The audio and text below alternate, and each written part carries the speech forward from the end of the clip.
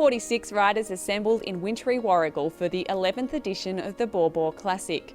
The Classic is widely regarded as one of the hardest one-day races in Victoria, with leading Australian professionals Simon Gerrans, Simon Clark, as well as former national champion Peter McDonald among the former winners.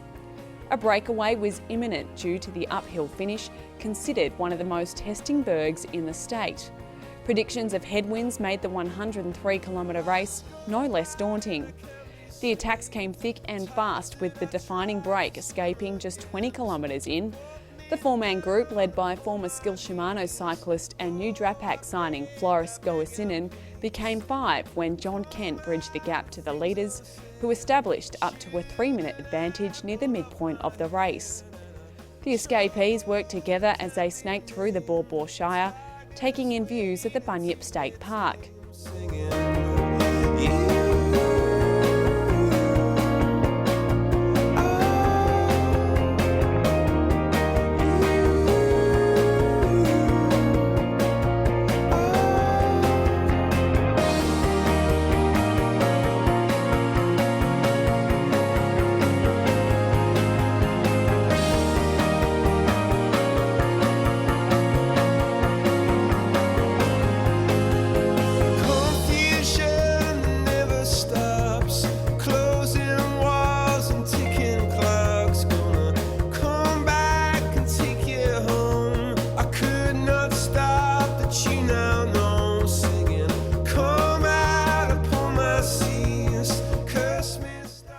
Genesis Wealth Advisors Campbell Flakemore embarked on a bold solo attack some 30 kilometres from the finish as Kent pulled to the side of the road with cramps.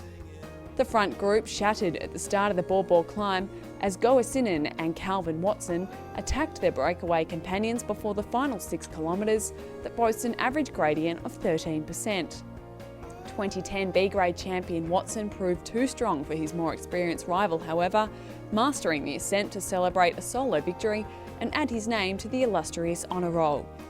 Nathan Haas finished more than a minute behind the race winner for second, with Goasinen rounding out the podium. To be honest, it wasn't a huge plan. VIS had 3 guys, Genesis had 4, Drapac had 5, so it was always going to be a bit of a teams race, and just thought, if I was lucky to get in a move, then it could stick, because if all the teams had a rider, then they were happy to let it go, and then it all worked out.